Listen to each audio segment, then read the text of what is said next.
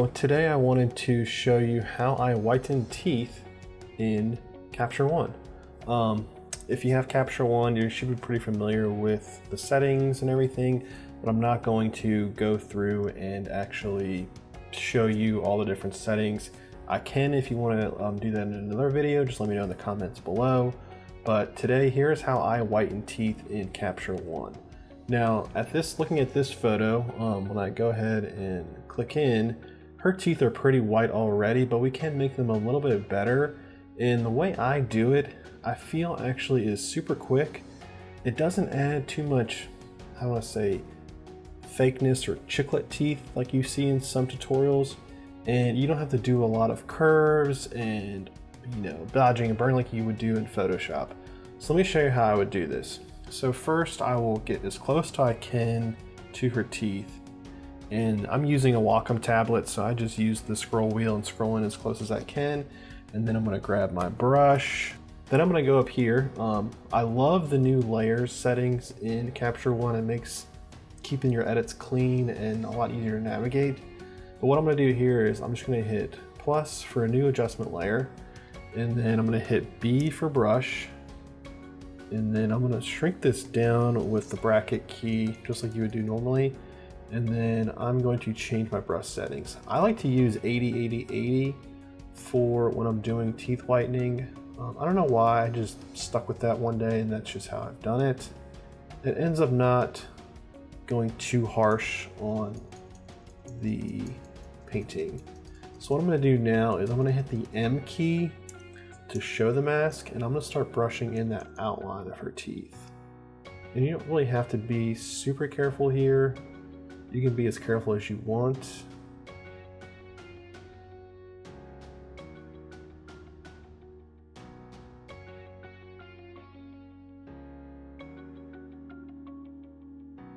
Now that I have the outline in, what I'm going to do is go up here to these three dots, click those, then click Fill Mask.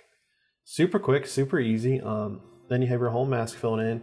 You can see I've left some edges here. I do that all the time, and it's not a big deal because once you're zoomed out in the picture, you're not going to see that. So now I turn the mask off, and now what I'm going to do is change the white balance. This is how I think is different than what you're going to see a lot of editors do. But what I do is first I take the Kelvin and I creep it back towards the cooler side. What I'm looking for is when it gets to right before it gets too blue. So like there it's too much. So I'm going to move it along. I kind of like to see when it gets a little green almost. So I think that looks like it's a hint of green is starting to creep in. So then what I'll do is I'll move the tint slider closer towards magenta to get rid of that. So that's too much there because you can see in the back teeth. So I'm going to come back down to about 2, 3, let's do 2.5. All right, and then now what I'm going to do is I'm going to drop the saturation down to about -25. That kind of helps with the color casting we're getting from the magenta in the back teeth. I'm going to up the brightness about 3 or 4 is what I usually do. The max I'll do, and then the exposure I'll do just like 0.2 or 3. It's not a lot. And now what I'll do is I'll hit the H key. I'll come back and I want to check it. So I'll just turn this layer on and off. You can see it looks pretty natural. If you zoom in, you really, it doesn't look overly whitened. It doesn't look fake, I don't believe. And I mean, you could even come in here and fix this area right here. I'm not going to. I don't think it's that big of a deal, especially from how the headshot's going to actually look. It's not going to see that. What I like to usually do is I like to back down the opacity to about an 80. That just kind of gives it just a little bit more of a natural look. And even if you, and then when you turn the adjustment layer back on and off, you can see this subtle difference. Her teeth are already pretty white to begin with. And here you would have never really needed to change her whitening on her teeth. It looks fine. Especially here from a distance, you really can't tell.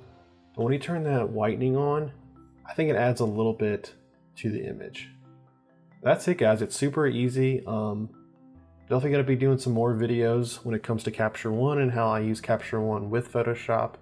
Just stay tuned and check those out. Thanks.